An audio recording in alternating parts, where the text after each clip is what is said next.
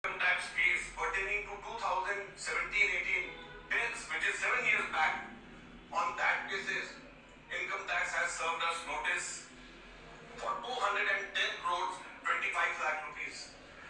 That amount of lien is both marked against the Congress party in all our accounts. And effectively, we are unable to utilize our 285 crore rupees, our own money which is lying in the bank. The most important thing is the timing and the exemptions which all the